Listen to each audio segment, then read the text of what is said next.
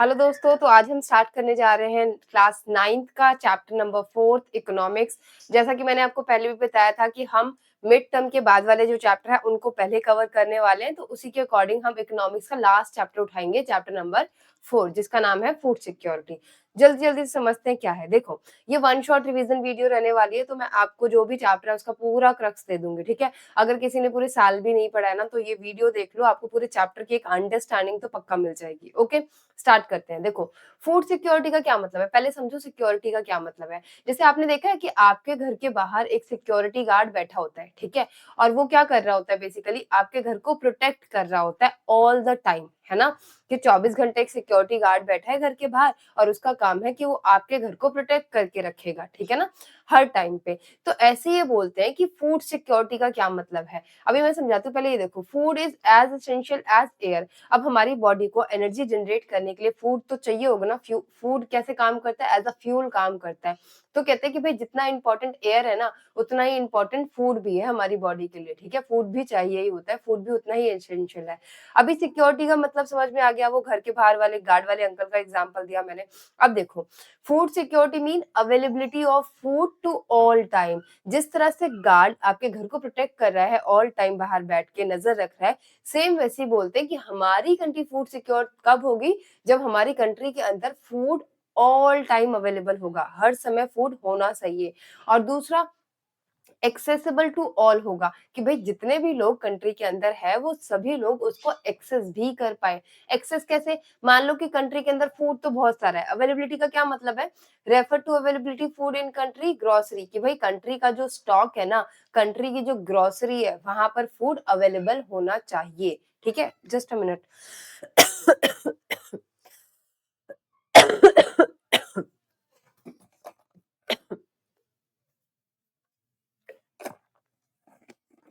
कि भाई कंट्री की जो ग्रोसरी है ना, वहां पर फूड अवेलेबल होना चाहिए। ऐसा नहीं कि ग्रोसरी में फूड ही नहीं है।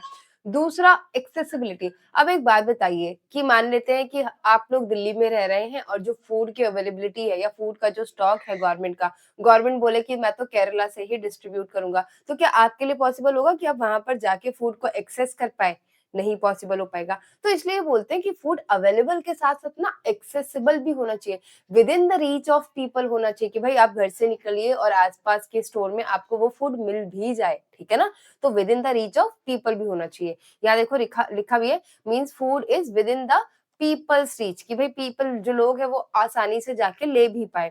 देन थर्ड आता है अफोर्डेबिलिटी। अफोर्डेबिलिटी का मतलब सिंपल सी बात समझ में आता है, जैसे आप बात भी करते हो ना कि यार ये चीज ना मैं अफोर्डेबल नहीं कर सकती, तो मतलब क्या है कि वो चीज ज्यादा महंगी है, अफोर्डेबल नहीं हो सकती। तो यहाँ पर फूड सिक्योरिटी का मतलब होता है कि अवेलेबिलिटी भी होनी चाहिए, एक्सेसिबिलिटी भी होनी चाहिए, और अफोर्डेबिलिटी मतलब कि उसका प्राइस इतना हो कि लोग उसको आसानी से खरीद भी पाए, ठीक है ना।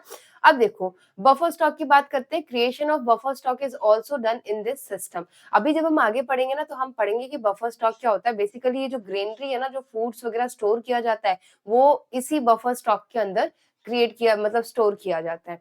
तीन चीजें समझ में आ गई कि भाई जब हम फूड सिक्योरिटी की बात कर रहे हैं, हम तीन चीजें बात करेंगे, अवेलेबिलिटी, एक्सेसिबिलिटी और अफोर्डेबिलिटी। क्लियर है? चलिए नेक्स्ट पे चलते हैं।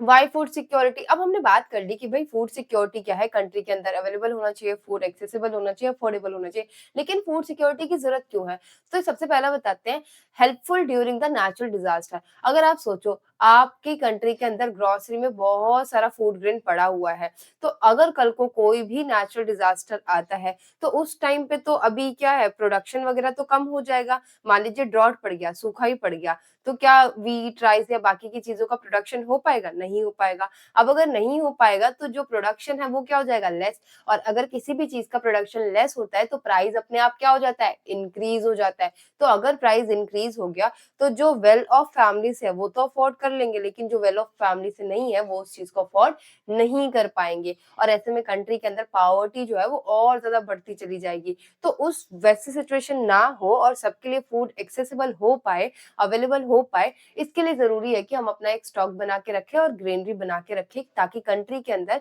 अगर बुरा वक्त आता है तब भी हमारे पास फूड एटलीस्ट अवेलेबल हो। ओके, तो नेचुरल डिजास्टर से बचने के लिए, ठीक है, जो बैड टाइम्स होते हैं उससे बचने के लिए हमारे पास फूड हमेशा होना चाहिए, इसलिए फूड सिक्योरिटी जरूरी है।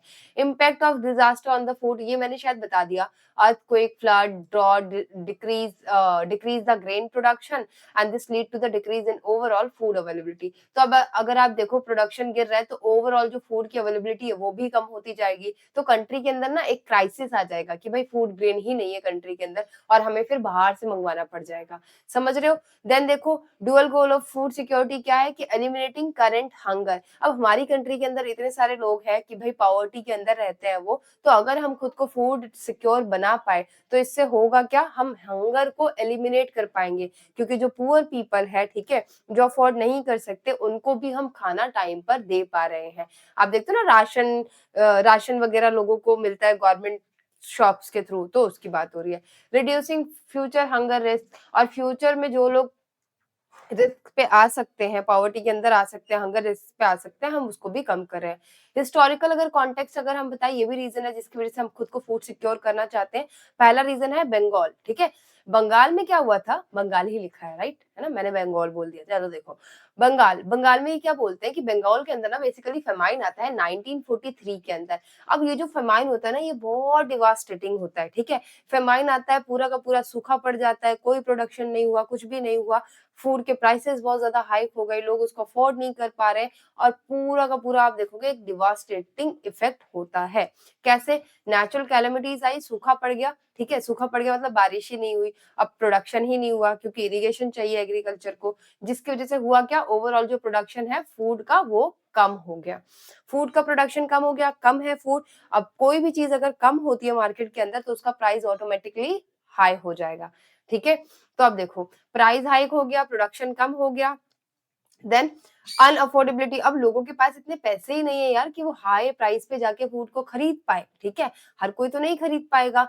देन फिर रिस्क ऑफ स्टारवेशन, इसकी वजह से लोगों को क्या हो जाएगा, स्टारवेशन, उनको भूखा रहना पड़ेगा, ठीक है। 3 टाइम के बदले वो एक ही टाइम खा रहे हैं, एक टाइम के बदले वो आधा टाइम, मतलब क्या है, स्टारवेशन वाली सिचुएशन आ रही है, भूखे रहने वाली सिचुएशन आ रही है, ठीक है। देन फिर क्या होता है, एंड में ये कन्वर्ट हो जाता है फेमाइन में, ठीक है।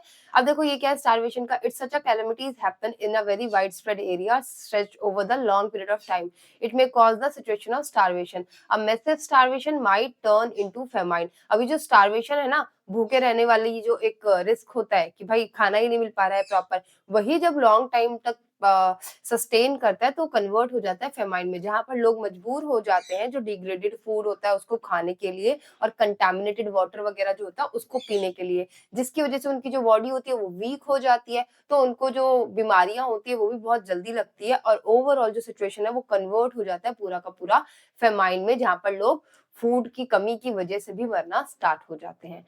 क्लियर हो गया?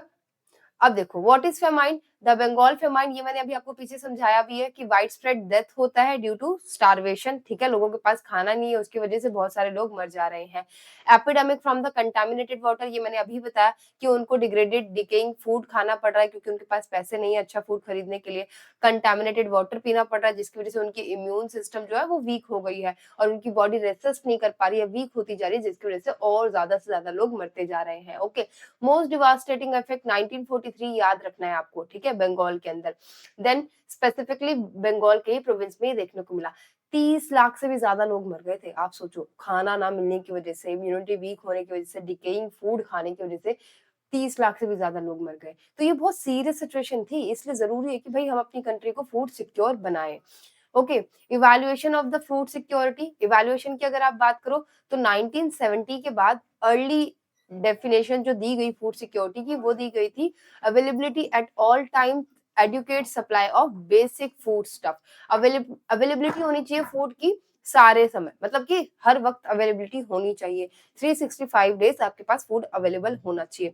ये डेफिनेशन किसने दी थी, यूएन ने दी थी 1975 में। अब ये देखो, ये ना ये वाली जो स्लाइड है पूरी की पूरी, ये आपके बुक का मेन कंटेंट नहीं है, साइड में जो बॉक्सेस है ना वो है, मैंने साइड वाले बॉक्सेस की भी चीजें उठा के डाली है इसमें ताकि आपको पता रहे कि क्या है।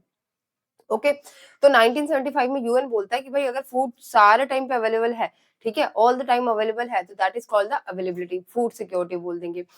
Focus was primarily on supply production, कि सप्लाई हो रहा है या नहीं, ठीक है। देन अमर्त्य सेन ये इम्पोर्टेंट है, हालाँकि पूछेंगे शायद ही, बट पता कर लो यार, सिर्फ पढ़ने का मतलब ये नहीं कि आप सिर्फ एग्ज़ाम पास करो, थोड़ी अवेयरनेस भी होनी चाहिए, ठीक है ना? अभी देखो अमर्त्य सेन बहुत ही इम्पोर्टेंट है हमारी कंट्री के अंदर, ठीक है? इन्होंने क्या किया है, इसका एक न्यू डायमेंशंस दिया, ठीक है? न्यू डायमेंशन दिया। ये कहते हैं कि फूड ना सिर्फ अवेलेबल नहीं होना चाहिए, एक्सेसिबल भी होना चाहिए। तो जो हम एक्सेसिबिलिटी पढ़ रहे हैं ना, फूड सिक्योरिटी के अंदर अवेलेबिलिटी, एक्सेसिबिलिटी, अफोर्डेबिलिटी, ये एक्सेसिबिलिटी वाला जो क्राइटेरिया है ना, ये हमें दिया था अमृता सेन ने, ठीक है? तो ये कहते हैं कि व्हाट वन कैन प्रोड्यूस, ठीक है? Then state socially provided supply exchange in the market, तो भाई अवेलेबल भी होना चाहिए।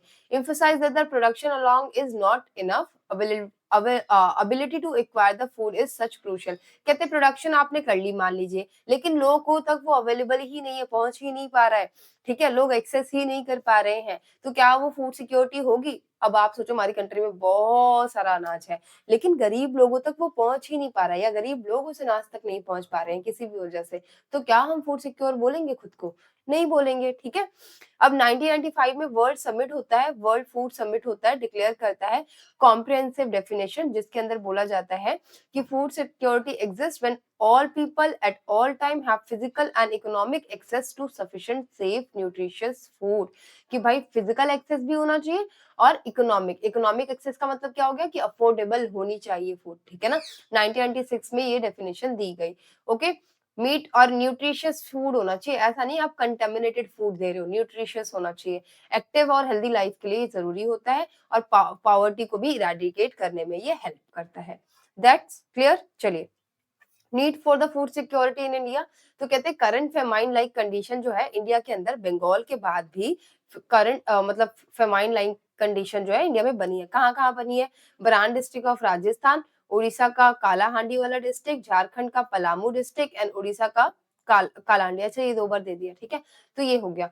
ये कुछ जगहें थी जहां पर इंडिया में इंडिपेंडेंस के बाद भी, बंगाल के बाद भी हमें स्टारवेशन वाली सिचुएशन देखने को मिली, फेमाइन वाली सिचुएशन देखने को मिली, जिसकी वजह से कुछ कुछ जगहों पर डेथ भी हुई, ठीक है? देयरफॉर इसीलिए जरूरी है कि भाई अगर इन स्टेट में हो रहा है तो और भी स्टेट में हो सकता है, ठीक है?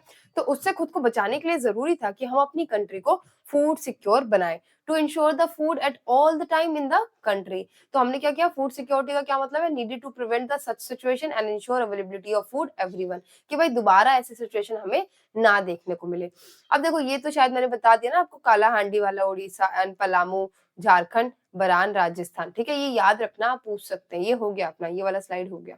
चलिए, हु आर फूड इनसिक्योर। अब देखो फूड सिक्योरिटी की बात कर ली हमने, ये देख लिया कि बंगाल में फेमाइन आ गया, उसकी वजह से कैसा कैसा इम्पैक्ट हुआ, ये फूड सिक्योरिटी की डेफिनेशन कैसे आई वो भी देख लिया हमने, ठीक है? हमने ये देख लिया कि भाई इंडिया में इंडिपेंडेंस के बाद कैसे कहाँ पर फूड इनसिक्योरिटी हुई है। अब ये पूछ रहे हैं कि हु आर फूड इनसिक्योर, हमारे कंट्री के अंदर, सोसाइटी के अंदर कौन से ऐसे लोग हैं जो कि फूड इनसिक्योर है, ठीक है? नेचुरल कैलेमिटीज आती है, डिजास्टर आता है, तो कौन से लोग हैं जो कि ज्यादा प्रोन है फूड इनसिक्योरिटी के लिए? तो देखो, रूरल में अलग है, अर्बन में अलग है, ठीक है? रूरल में हम किसको बोलते हैं? जो लैंडलेस लेबर है, कि भाई जिसके पास लैंड नहीं है, वो किसी और के लैंड पे जाके मजदूरी कर रहा है। स्मॉल फार्मर है, ठीक है? छोटा सा फार्मर है, गरीब फार्मर है। ट्रेडिशनल आर्टिजन, ब्लैक स्मिथ वगैरह, ठीक है? हैंडीक्राफ्ट वगैरह जो कर रहे हैं, जिनके पास बहुत कम सोर्स ऑफ इनकम होता है, ठीक है? या उनकी जो इनकम है वो बहुत कम है। सर्विस प्रोवाइडर जैसे वॉशरमैन वगैरह हो गए, बार्बर वगैरह हो गए, ये सब लोग हो गए। पेटी सेल्फ एम्प्लॉयड और डेस्टिट्यूट वगैरह हो गए। ये सब लोग क्या है, बेसिकली रूरल एरिया के अंदर फूड इनसिक्योर कैटेगरी में आते हैं। जब आपसे पूछा जाएगा तो आपने दोनों को डिफरेंशिएट करके बताना है कि हु आर फूड इनसिक्योर, तो सिर्फ और सिर्फ अर्बन नहीं, अर्बन भी बताना है, रूरल भी बताना है। अभी वुमेन्स का भी देखेंगे, बाकी भी लोगों का देखेंगे। अर्बन में कौन होते हैं? इल पेड ऑक्यूपेशनल वर्कर, ठीक है? जिनको ज्यादा अच्छी पेमेंट नहीं दी जा रही है। कैजुअल लेबर होते हैं, ठीक है? आपने देखा ना, दिहाड़ी मजदूर वगैरह और जो होते हैं, पेंट वेंट करने के लिए घर में हम बुला लेते हैं कई बार। सीजनल वर्कर जो होते हैं, जिनको सीजन पे ही काम मिलता है। लो वेजेस वर्कर, जिनको बहुत कम लो वेजेस जो है वो मिल रहे हैं। और कौन कौन होते हैं वनरेबल? चिल्ड्रन होते हैं अंडर 5 एज तक के, प्रेग्नेंट लेडीज, ठीक है? और मदर, ये सब क्या होते हैं? बेसिकली फूड इनसिक्योर होते हैं। और people below the poverty line, देखो वुमेन्स को भी हम फूड इनसिक्योर के अंदर ही रखते हैं, ओके? और क्या है, जो बिलो पावर्टी लाइन पीपल है वो भी, और एससी एसटी ओबीसी जो कैटेगरी के लोग हैं वो भी फूड इनसिक्योर के अंदर ही आते हैं। तो आपने ये सब लिखना है। अब देखो रीजनल एंड क्रॉनिक इशू, ठीक है? कहते हैं state with the high number. कौन से ऐसे स्टेट है जहाँ पर सबसे ज्यादा पॉवर्टी देखने को मिलती है? तो बिहार, उड़ीसा, उत्तर प्रदेश, झारखंड, वेस्ट बंगाल, छत्तीसगढ़, मध्य प्रदेश और महाराष्ट्र, ये है। और हंगर डायमेंशंस की बात करें तो hunger has chronic and seasonal dimension, मतलब दो टाइप के हंगर होते हैं। अभी देखो यहाँ पर सीजनल रूरल मैं बताऊंगी, पहले आप ये देख लो कि seasonal hunger, chronic hunger total पहले कितना था। अगर 1990 से 2000 की बात करें तो ये टोटल देखो हमें दिख रहा है 18.5 था, फिर 5.1 आया, फिर 3.3 आया। तो कॉन्सिक्वेंटली आप देखोगे कि ये नंबर्स जो है वो धीरे धीरे कम हो रहे हैं, ठीक है, डिक्रीज होता जा रहा है, इंक्रीज नहीं हो रहा है, ठीक है ना। तो ये जो हंगर वाली सिचुएशन थी हमारी कंट्री में धीरे धीरे इंप्रूव हो रही है, क्योंकि एक नंबर जो है कम हो रहा है।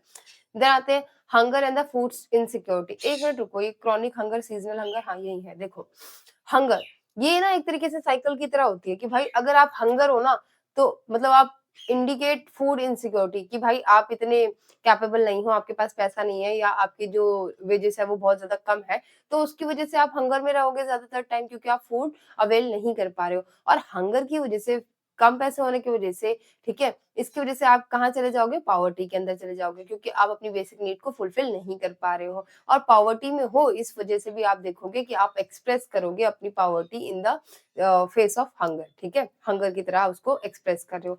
Hunger is just not an expression of poverty, it brings about poverty. तो कहते हैं हंगर जो ना सिर्फ पावर्टी नहीं दिखा रहा है, वो पावर्टी लेकर आ रहा है बेसिकली। तो आपके लिए जरूरी है कि अगर आप पावर्टी को भी कम करना चाहते हो, तो जो हंगर है ना उसको कम करो अपनी कंट्री के अंदर। ओके, दो डायमेंशन होते हैं हंगर के, एक होता है क्रॉनिक हंगर, दूसरा होता है सीजनल हंगर। क्रॉनिक हंगर क्या होता है? Consequences of diet persistently inadequate. ये देखो, ये ज्यादा टेक्निकल वर्ड्स पे मत जाओ, इतना समझो। यहाँ पर क्या बोलते हैं, क्रॉनिक हंगर का मतलब होता है कि भाई जो डाइट आप ले रहे हो ना, जो खाना आप खा रहे हो, वो क्वालिटी और क्वांटिटी दोनों में ही कम है। जैसे मान लीजिए कि घर के अंदर 8 लोग हैं, तो खाना आपके पास सिर्फ 2 लोगों का है, ठीक है। तो अब ये क्या हो गया? क्वांटिटी कम हो गई ना, लोग 8 थे, खाना सिर्फ 2 लोगों का है, लेकिन वही 2 लोगों का खाना आप 8 लोगों में बांट के खा रहे हो, तो क्वालिटी कम है, ठीक है, सॉरी क्वालिटी नहीं, क्वांटिटी कम है, ठीक है, क्वांटिटी। और दूसरा कह रहे हैं क्वालिटी, कि भाई लो क्वालिटी का खाना आप खा रहे हो, जो न्यूट्रिशन आपको मिलने चाहिए थे खाने से वो नहीं मिल पा रहा है, क्योंकि क्वालिटी खाने की बहुत ज्यादा लो है। तो क्रॉनिक हंगर का मतलब है जब आपकी जो वेजेस है बहुत ज्यादा कम है, आप फूड तो अवेल कर पा रहे हो, फूड तो ले पा रहे हो, लेकिन उसकी क्वालिटी और क्वांटिटी मेंटेन नहीं कर पा रहे हो। तो क्रॉनिक हंगर के अंदर जो फूड है उसकी क्वालिटी और क्वांटिटी दोनों ही लेस होती है, कम होती है, ठीक है। लो इनकम है तभी ऐसा हो पा रहा है। Inability to buy food even for survival, कहते हैं कि भाई सर्वाइवल के लिए भी फूड आप बाय नहीं कर पाते हो कई बार। सीजनल हंगर में क्या होता है? Related to the cycle of food growing and harvesting. जो फार्मर्स होते हैं ना, उसमें है कि भाई ग्रोइंग और हार्वेस्टिंग का टाइम पीरियड, तब तक आपके पास जॉब है, तब तक आप सिक्योर हो। और जैसे ये हार्वेस्टिंग के बाद जो 2-4 महीने जो एग्रीकल्चर वर्कर्स होते हैं उनके पास कुछ काम नहीं होता, उस टाइम पे बेसिकली उनके पास कोई सोर्स ऑफ इनकम नहीं होती, जिसकी वजह से वो हंगर फेस करते हैं। Prevalent in urban area, urban area में देखोगे आप कि जब रेन का सीजन आता है, ठीक है ना, मानसून का सीजन, तो कंस्ट्रक्शन वर्कर्स वगैरह, लेबर जो है वो रेनी सीजन में उनके पास कुछ काम नहीं होता, तो उस टाइम पे उनको हंगर फेस करनी पड़ती है। Exist when a person is unable to get work for the entire year, ठीक है, नॉट एंटायर ईयर। आप कहेंगे कि भाई some some months of the year जो है उसके पास काम नहीं है, जिसकी वजह से उसके पास इनकम नहीं है, और उसकी वजह से वो फूड इनसिक्योर है। गोल ऑफ फूड सिक्योरिटी, अब देखो फूड सिक्योरिटी का गोल क्या है? Eliminate the current hunger and reducing the risk of future hunger, ये हमने पहले भी पढ़ा। अब देखो यहाँ पर ट्रेंड दिखा रहे हैं, ट्रेंड में क्या दिखा रहे हैं कि रूरल हंगर हो चाहे अर्बन हंगर हो, आप देखेंगे कि ये 1998 से, ठीक है, 16 पे फिर ये था, ये धीरे धीरे लेस हो रहा है, कम ही हो रहा है, चाहे वो सीजनल हंगर हो चाहे वो क्रॉनिक हंगर हो, वो अल्टीमेटली धीरे धीरे कम हो रहा है। मतलब हमारी कंट्री में जो हंगर है, जो पॉवर्टी है, उसको लेकर इम्प्रूवमेंट देखने को मिली है। यहाँ पर देखिए, पहले 5.6% था, फिर 1.1%, अभी 2000 में 0.6% हो गया सीजनल हंगर की अगर हम बात करें अर्बन एरिया में। फिर रूरल एरिया में भी आपको इसी तरीके का सिनेरियो देखने को मिलेगा। क्लियर है? Key takeaway, both seasonal and the chronic hunger have declined significantly in rural and urban area. तो भाई हंगर जो है धीरे धीरे क्या हो रहा है? डिक्लाइन हो रहा है। ओके, देन देखो unequal food grain, unequal food grain की अगर हम बात करेंगे, तो यहाँ पर बता क्या रहे हैं कि भाई हमारी कंट्री के अंदर ना अनइक्वल ग्रोथ हो रही है फूड ग्रेन की। जैसे टोटल फूड ग्रेन जो है वो क्या था, पहले आप देखोगे कि यहाँ पर क्या था, 252.22 मिलियन टन्स जो है 2015-16 में था, फिर ये 275.6 मिलियन टन है, ठीक है। इतना इंक्रीज हुआ प्रोडक्शन, ठीक है, फूड ग्रेन, ओके, इतना इंक्रीज हुआ। फिर कहते हैं सिग्निफिकेंट व्हीट का प्रोडक्शन भी आप देखोगे इसी तरीके से क्या हो रहा है, पहले 26.87 था, फिर ये उत्तर प्रदेश का बता रहे हैं, ठीक है ना, फिर ये मध्य प्रदेश में बता रहे हैं कि 17.69 मिलियन है। सिग्निफिकेंटली राइस का वैसे देखो, वेस्ट बंगाल में कितना प्रोडक्शन हुआ, 15.7 मिलियन टन, ठीक है। उत्तर प्रदेश में 12.51 million ton. Highest growth rate in Uttar Pradesh, ठीक है, और मध्य प्रदेश। तो उत्तर प्रदेश और मध्य प्रदेश में आपको हाईएस्ट जो है ग्रोथ रेट देखने को मिलता है, ओके। तो ये हो गया हमारा। देन आते हैं हम यहाँ पर, देखो food security in India and buffer stock, ये वेरी इंपॉर्टेंट। इससे पहले वाली स्लाइड फिर भी इंपॉर्टेंट नहीं थी कि ग्रोथ कितना हो रहा है, ये बहुत इंपॉर्टेंट है, इसमें से बहुत क्वेश्चन बनेंगे, एमसीक्यू भी बन जाएगा। देखो पोस्ट ग्रीन रेवोल्यूशन, कहते हैं कि हमारी कंट्री में ना फूड सिक्योरिटी लाने के लिए, कंट्री के अंदर प्रोडक्शन को बढ़ाने के लिए ग्रीन रेवोल्यूशन लेकर आया गया 1960s 70s के टाइम पे, इसको 60s भी कर लेना, 60s के टाइम पे, ओके। जिसके अंदर क्या किया गया, व्हीट और राइस की जो प्रोडक्शन है वो बढ़ाया गया through the modern farming technique. अब देखो country has avoided famine even during the adverse weather. अब जब आप फूड सिक्योर हो जाओगे, प्रोडक्शन बहुत ज्यादा बढ़ जाएगा, तो आप एडवर्स टाइम पे भी फूड सिक्योर रह पाओगे। System had two component. अब सिस्टम ने क्या किया, मतलब हम कैसे फूड सिक्योर करेंगे, अवेलेबिलिटी है चलिए मान लेते हैं, एक्सेस कैसे करवाएंगे लोगों को, और लोगों तक अफोर्डेबल रेट में कैसे पहुंचाएंगे वो भी देखना है। तो दो सिस्टम क्रिएट करें, बफर स्टॉक और public distribution system. Just a minute.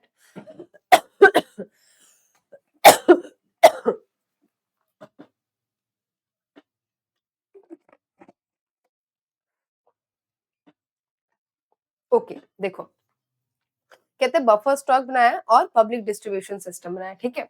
Buffer stock में देखो क्या कर रहे हैं हम, ये फार्मर है, ठीक है, फार्मर सप्लाई प्रोडक्शन स्टेट। अब फार्मर के पास फूड ग्रेन है, फार्मर ने ये प्रोड्यूस किया, ये क्या करेगा, एफसीआई है, ठीक है ना। एफसीआई जो है वो गवर्नमेंट की तरफ से एक बॉडी है, ये क्या करता है, ये फार्मर से फूड ग्रेन खरीद कर अपने पास एक स्टॉक में रख लेता है, जिसको बोलते हैं बफर स्टॉक। एक एक आप कह सकते हो house of the food grain है, जिसको हम बोल रहे हैं बफर स्टॉक। क्या हो रहा है, ये हो गया बफर स्टॉक, किसने खरीदा, किससे, फार्मर से। कौन खरीद रहा है, FCI, food corporation of India. किस रेट पे खरीद रही है, एमएसपी, जिसको बोलते हैं मिनिमम सपोर्ट प्राइस। मतलब फार्मर को ना गवर्नमेंट पहले ही बोल देती है, प्री अनाउंस प्राइस होता है, फार्मर को गवर्नमेंट पहले ही बोल देती है कि भाई देखो हम ना इस प्राइस के ऊपर वीट खरीद लेंगे, तुम ग्रो करो, ठीक है। तो फार्मर ग्रो करता है, फिर क्या होता है, जब वो हार्वेस्ट हो जाता है तो एफसीआई फार्मर से उसको खरीद लेगा।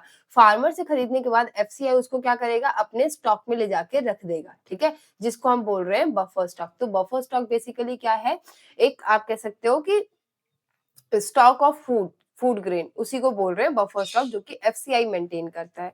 देन आता है minimum support price, pre announce price होता है ये, ठीक है, declare by the government before sowing season, जो सोइंग सीजन होता है उससे पहले ही बता दिया जाता है, और इंसेंटिव रेज करने के लिए ये दिया जाता है, ठीक है ना, ताकि इंसेंटिव मिल पाए फार्मर को।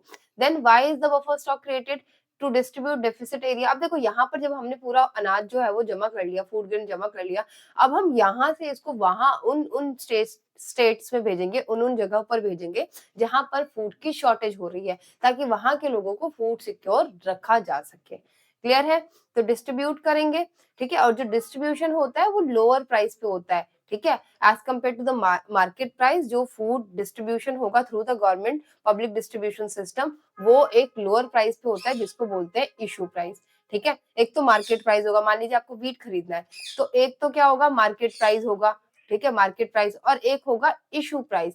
इशू प्राइस वो है जो कि गवर्नमेंट आपको दे रही है, ठीक है, तो गवर्नमेंट तो ऑफ कोर्स आपको कम रेट पे देगी ना, अगर मार्केट प्राइस पे देगी तो आप क्यों खरीदोगे, okay. To resolve the food shortage, तो ये बफर स्टॉक बनाया गया ताकि फूड शॉर्टेज को जो है वो रिजॉल्व किया जा सके। चलिए ये तो हमने पढ़ लिया, डबल डबल स्लाइड्स आ गई है, ठीक है, ओके। चलिए यहाँ पर आते हैं, अब देखते हैं पब्लिक डिस्ट्रीब्यूशन सिस्टम क्या है।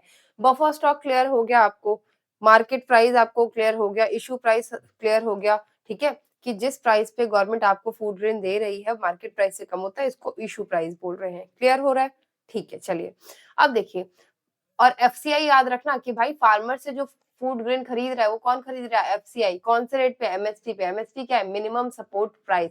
प्री अनाउंस होता है, सोइंग पीरियड से पहले ही बता दिया जाता है, ठीक है ना? चलिए, पब्लिक डिस्ट्रीब्यूशन सिस्टम देखते हैं। What is PDS? FCI, food corporation of India procure food. किससे? याद रखो, फार्मर से, ठीक है? एमएसपी पे बार बार बोल रही हूँ ताकि याद हो जाए तुम्हें भी। गवर्नमेंट रेगुलेटेड राशन शॉप, ठीक है? तो एफसीआई क्या करता है? प्रोक्योर करता है फूड को और गवर्नमेंट रेगुलेटेड राशन शॉप पे उसको दे देता है, ठीक है ना? अब यहाँ पर देखो, ये आ जाएगा फार्मर, ये आ जाएगा एफसीआई, और एफसीआई के ही पास क्या आ जाएगा? बफर स्टॉक आ जाएगा। यहाँ से ये क्या करेगा? गवर्नमेंट की जो फेयर प्राइस शॉप है, जिसको हम राशन शॉप भी बोल रहे हैं, वहां पर देगा। फिर राशन शॉप शॉप से ये सब कहाँ पे जाएगा? आप कह सकते हो ये यही यही लिख लो। फिर distribution among the poor section of the society. तो सबसे पहले फार्मर आया, फार्मर से एफसीआई ने फूड ग्रेन लिया, एफसीआई ने कहाँ पर रखा? बफर स्टॉक में। बफर स्टॉक से ये कहाँ गया? फेयर प्राइस शॉप या राशन शॉप पे। राशन शॉप से इसको क्या किया गया? डिस्ट्रीब्यूट किया गया अमंग द पब्लिक। तो this entire process is called the public distribution system. ये हाफ वाला जो प्रोसेस है, यहाँ से एफसीआई से fair price shop, fair price shop से डिस्ट्रीब्यूशन अमंग द पब्लिक, तो इसको हम बोलते हैं public distribution system, PDS. Okay, ration shop देखो, मैंने यहाँ पर अभी बताया भी, राशन शॉप या फिर फेयर प्राइस शॉप, ठीक है? तो ये क्या होता है? Present in most localities. ज्यादातर आप देखोगे हर लोकेलिटी में, विलेज में, सिटीज में, टाउन में, आसपास के एरिया में एक ना एक राशन शॉप जरूर होता है, फेयर प्राइस शॉप जरूर होता है।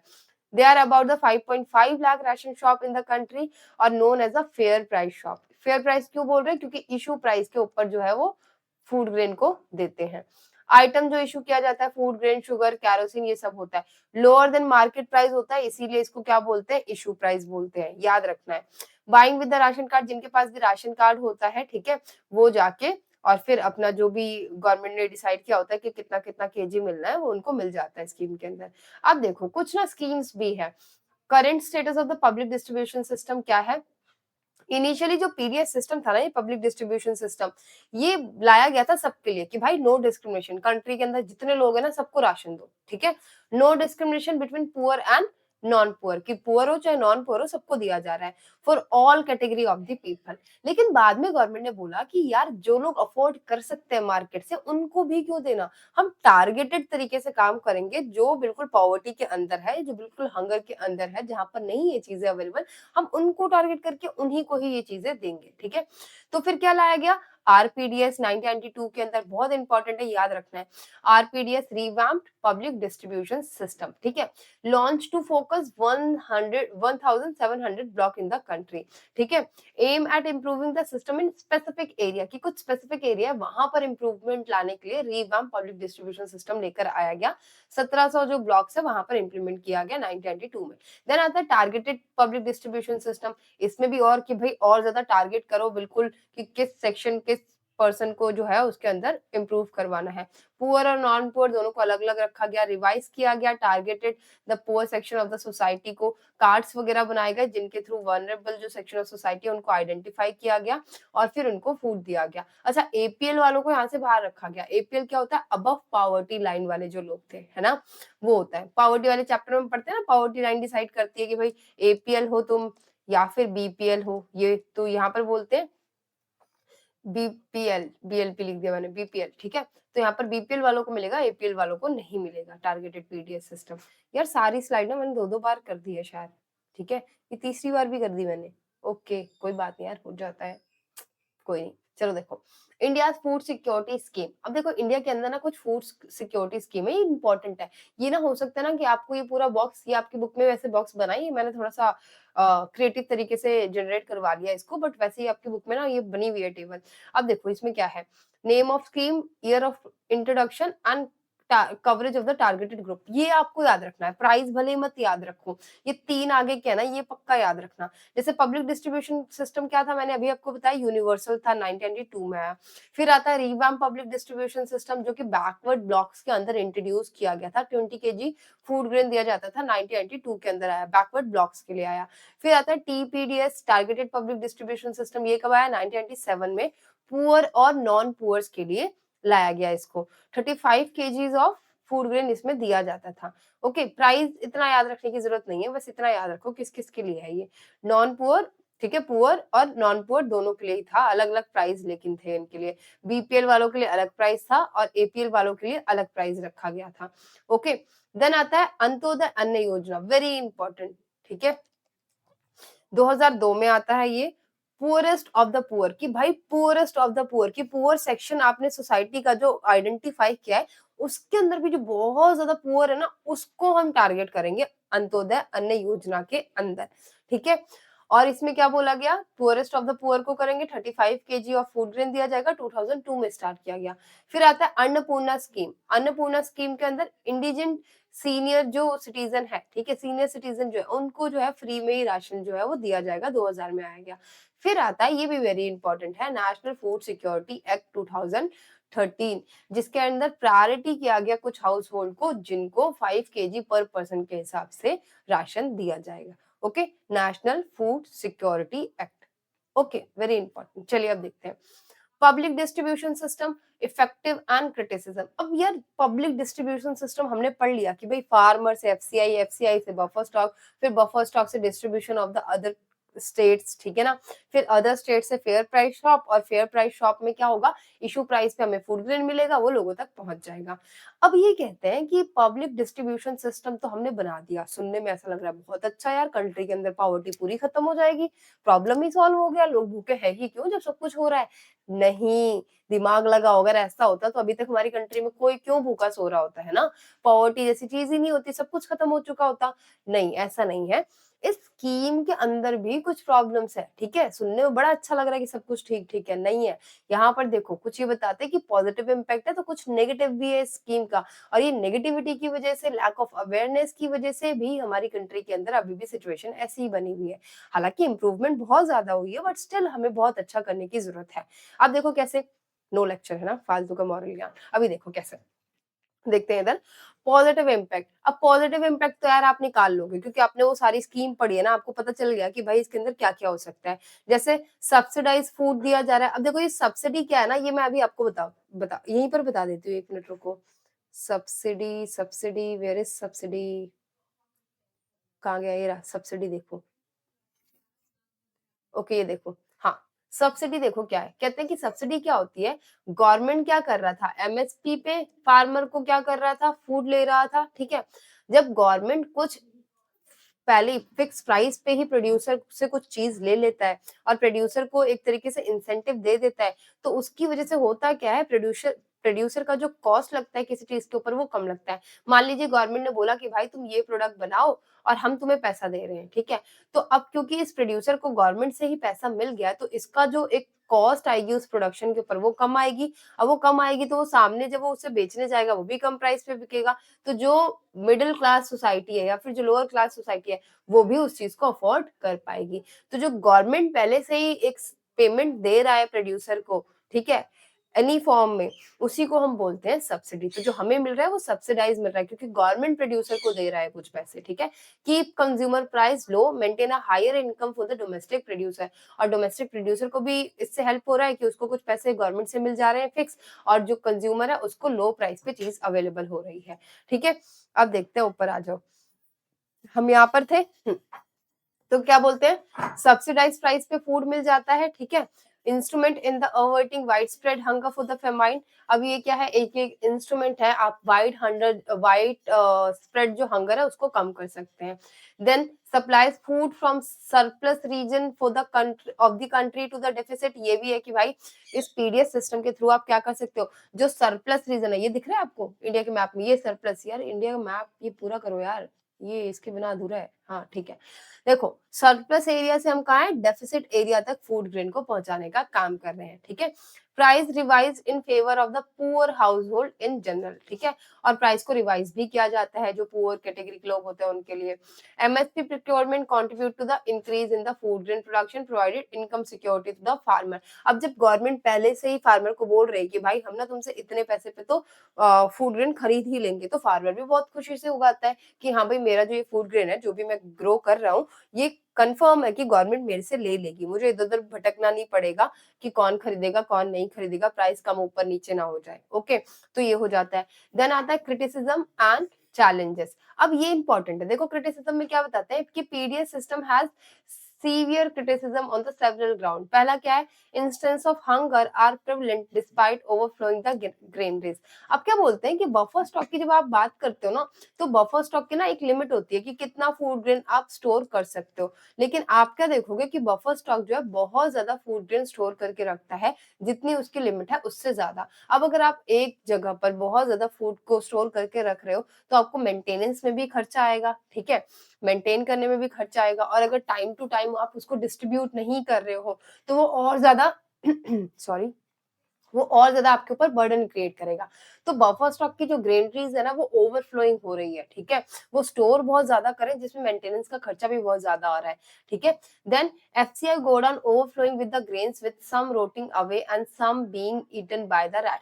कहते हैं कि भाई इतना ज्यादा ओवरफ्लो हो रहा है कि सब तो रोटन हो गए हैं, कि सड़ गए हैं, कुछ चूहे खा रहे हैं, लेकिन जहां तक वो पहुंचने चाहिए वहां तक वो नहीं पहुंच पा रहे हैं, ठीक है। और क्या है कि 2014 सिचुएशन एज परसिस्टेंट, यहाँ पर वही बफर स्टॉक का बता रहे हैं कि 65.3 मिलियन टन जो है वीट रखना चाहिए था, लेकिन मिनिमम जो उसकी एक कैपेसिटी है उससे बहुत ज्यादा बफर स्टॉक के अंदर फूड को रखा गया, जो बाद में चूहे खा रहे हैं या सड़ गल रहा है वो बाहर, ठीक है। Remain consistently higher than the norms, तो नॉर्म से बहुत ज्यादा हायर रख रखा है उन्होंने। कॉन्सिक्वेंसेस क्या देखने को मिलता है कि भाई responsible for the high carrying cost, वो मैंने आपको बताया कि भाई अगर रखने की जगह ही कम है, उसमें जबरदस्ती रखे जा रहे हो, तो पहला तो यही है कि वेस्टेज होगा, चूहे खा जाएंगे, सड़ जाएगा, गल जाएगा बारिश के मौसम में। दूसरा कि आपको हाई कॉस्ट लगेगी उसको मेंटेन करने में कि वो सड़े गले नहीं, ठीक है। जनरल कॉन्सिक्वेंसेस क्या है, higher level of the buffer stock is very undesirable and wasteful, कि अगर बफर स्टॉक में बहुत ज्यादा स्टॉक आ जाएगा तो वो बेसिकली अनडिजायरेबल हो जाएगा। और क्या बोलते हैं कि इम्प्रूव डिस्ट्रीब्यूशन, डिस्ट्रीब्यूशन को इम्प्रूव करने की जरूरत है, जो कि नहीं हो रहा है। Proposal freezing of MSP for a few year, कि भाई जो एमएसपी है ना उसको कुछ टाइम के लिए क्या कर दो, फ्रीज करके रख दो, ठीक है। अब देखो पीडीएस के अंदर और क्या क्या प्रॉब्लम है, वो तो बफर स्टॉक की प्रॉब्लम बता दी। यहाँ पर ये बोलते हैं कि भाई जो ये पीडीएस के अंदर हमने फेयर प्राइस शॉप बनाया है, ठीक है, जहां से राशन को बेसिकली लोगों तक डिस्ट्रीब्यूट किया जा रहा है, उसमें बड़ी सारी दिक्कतें हैं। उसमें क्या क्या दिक्कतें हैं कि ये क्या कर देते हैं राशन शॉप वाले ना, कई बार जो इनके पास अनाज आ रहा है, गेहूं वगैरह, ये ओपन मार्केट में डाइवर्ट कर देते हैं पैसा कमाने के लिए। Divert grains to open market for better margin, कि भाई उनको ज्यादा पैसा मिल जाए। देन सेलिंग, अब क्योंकि देखो राशन शॉप के अंदर तो आप जो गवर्नमेंट ने प्राइस डिसाइड किया उससे ज्यादा महंगा नहीं बेच सकते, लेकिन अगर आप वही राशन लोगों को ना देके ओपन मार्केट में दे दो, तो आप तो अपनी मर्जी से पैसे ले सकते हो उनसे, तो वो है, ठीक है। तो ओपन मार्केट में डाइवर्ट कर देते हैं। Then selling poor quality grain at the ration shop, ration shop वाले क्या करते हैं कि गेहूं की बोरी आई, उसके अंदर ना कुछ ऐसे मिट्टी कंकड़ वंकड़ मिलाकर फिर बेच देते हैं, और आधी बोरी का गेहूं गायब, उसके अंदर मिट्टी कंकड़ मिलाकर बेच दिया। तो ये क्या करते हैं, पुअर क्वालिटी के ग्रेन्स को कर रहे हैं। Irregular opening of the shop, की भाई शॉप जो ना क्लोज दिखा रहा है बहुत बार, लोगों को पता नहीं है, ठीक है, शॉप दूर है, नहीं पता चल पा रहा है, वो जानबूझकर रेगुलरली ओपन ही नहीं कर पा रहे हैं, ताकि लोगों को पता ना चले कि भाई राशन वाशन आ गया है। राशन शॉप में भी देखोगे स्टॉक बहुत ज्यादा पड़ा हुआ है और वो अच्छे से मेंटेन नहीं हो पा रहा है, उसको चूहे खा रहे हैं या वो सड़गल जा रहा है। Message stock of food grain piles with the FCI, अब क्योंकि अगर राशन जिनको मिलना था उनको नहीं मिल पाया, तो वो वापस से राशन कहाँ चला जाएगा, एफसीआई में, ठीक है। और याद करो एफसीआई बफर स्टॉक का मैंने क्या बताया कि भाई वो ऑलरेडी ओवरफ्लो कर रहा है, ठीक है। तो ये सब प्रॉब्लम है। Decline due to the PDS pricing, अब ये कहते हैं डिक्लाइन कैसे हो रहा है, ठीक है, फैक्टर्स जो है डिक्लाइन होने के, कि भाई नहीं वो जितना टैकल करना चाहिए था, जितना टारगेटेड तरीके से स्कीम चलनी चाहिए थी, वो नहीं चल पा रही है। पहला रीजन है earlier every family poor and non poor जो है उनके पास राशन कार्ड था, उनको फिक्स कोटा में लो प्राइस पे जो है वो फूड मिल रहा था। फिर हमने देखा ना जो पुअर और नॉन पुअर है उनको अलग अलग किया गया, दोनों के लिए प्राइस अलग अलग किए गए, तो वो है। Low income family just above poverty line could also buy, अब कहते हैं कि जो भाई जो लो इनकम फैमिली है वो भी इसको बाय कर पाए, ठीक है। नाउ विद टीपीडीएस आप देखोगे कि 3 डिफरेंट टाइप के जो प्राइसेस है वो बना दिए गए हैं। एपीएल फैमिली गेट वेरी मतलब लिटिल डिस्काउंट, अब जो अब मान लीजिए कि ये मैंने लाइन बना दी, यहाँ पर कोई पर्सन आ रहा है एपीएल के अंदर, अब हाई चांसेस है उससे नीचे भी आ सकता है कुछ सिचुएशंस में, बट स्टिल उनके लिए कुछ अलग प्राइसेस रख दिए जाते हैं, तो ये भी एक रीजन है डिक्लाइन का। APL price is almost as high as open market price, little incentive, तो लोग इसलिए खरीदना नहीं पसंद करते, इसलिए आप देखो कि माल प्रैक्टिस हो रहा है और पीडीएस के अंदर भी डिक्लाइन देखने को मिल रहा है इसके यूजेस का। सॉरी। अब देखो यहाँ पर ना हम कॉन्सिक्वेंसेस देखेंगे, 2-3 चीजें और रह गई है। फिर अपना खत्म है ये, ठीक है। कॉन्सिक्वेंसेज देख लेते हैं, 2-3 स्लाइड और है। Consequences of increase procurement and enhance MSP. अब देखो कॉन्सिक्वेंसेज क्या देखते हैं कि एनहांस एमएसपी अगर एनहांस करते हैं तो एमएसपी पता है ना, फार्मर से एफसीआई जिस रेट पे फूड ग्रेन खरीद रहा है उसको बोल रहे हैं मिनिमम सपोर्ट प्राइस, जो कि प्री अनाउंस होती है। Driven by the pressure from leading food grain producing state, ठीक है। अब बहुत सारे जो leading food grain producing state है उनके ऊपर क्या होता है, एक प्रेशर आ जाता है कि भाई हमें इतना फूड ग्रेन ग्रो करना ही है। Procurement concentrated in a few prosperous state. अब देखो ये जितना भी हम प्रोक्योरमेंट कर रहे हैं ना, एफसीआई जितना भी ये फूड ग्रेन अपने पास प्रोक्योर कर रहा है, ये कुछ ही स्टेट से आ रहा है। पंजाब, हरियाणा, वेस्टर्न यूपी, ठीक है, West Bengal, mainly two crops wheat and rice ही हो पा रहा है। Crop diversion and staple food impact कहते हैं कि increase MSP has induced farmer just a minute.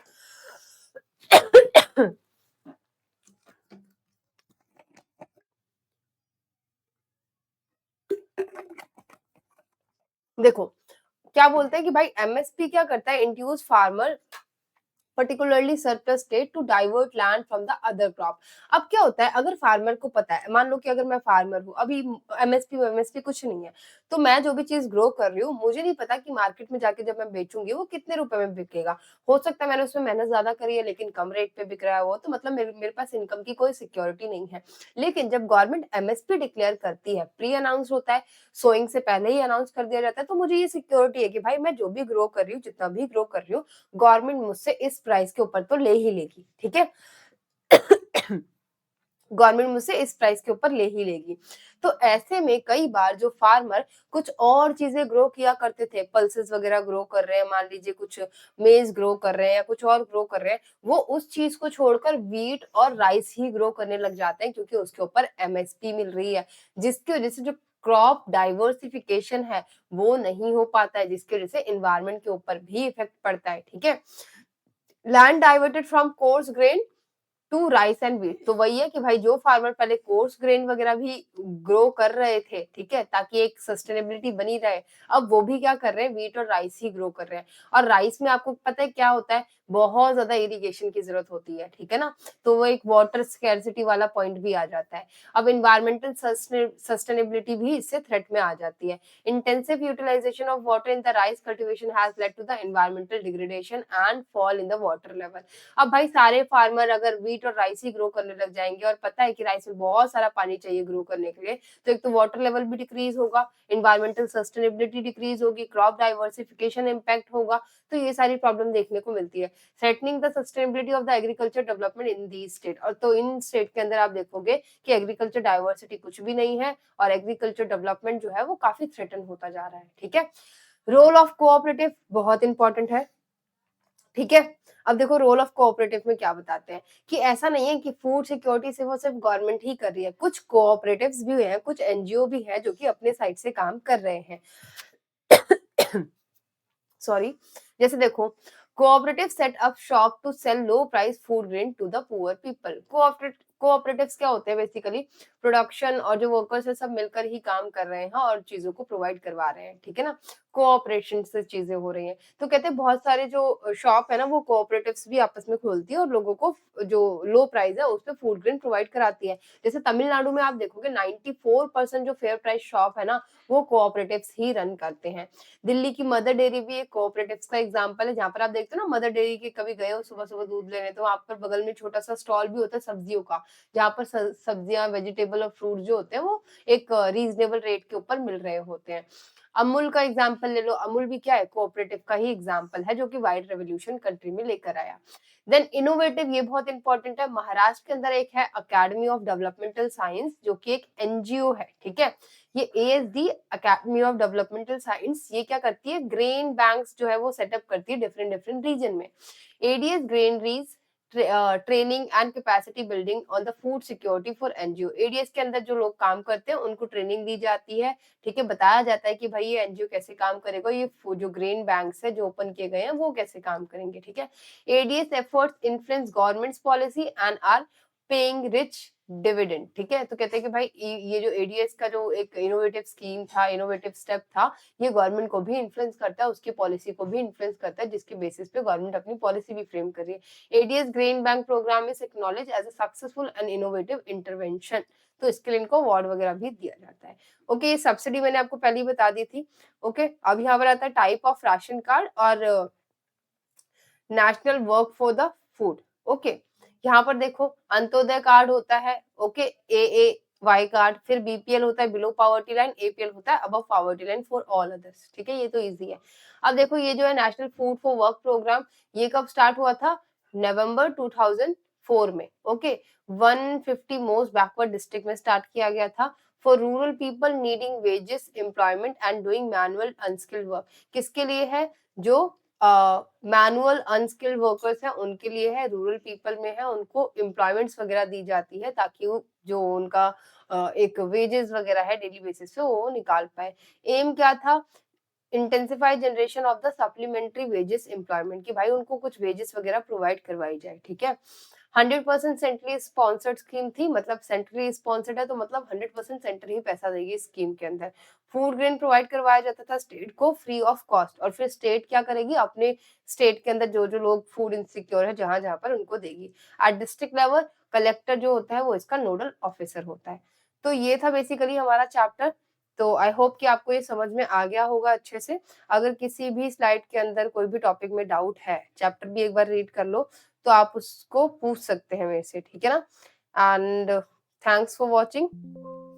Like कर दीजिए अगर आपको समझ में आ रहा है, अपने दोस्तों के साथ शेयर जरूर करिए, चैनल को सब्सक्राइब कर लीजिए ताकि आपको इसी तरह की वीडियो की नोटिफिकेशन इजीली मिल जाए। Thanks for watching, best of luck for the exam and we will meet in next video.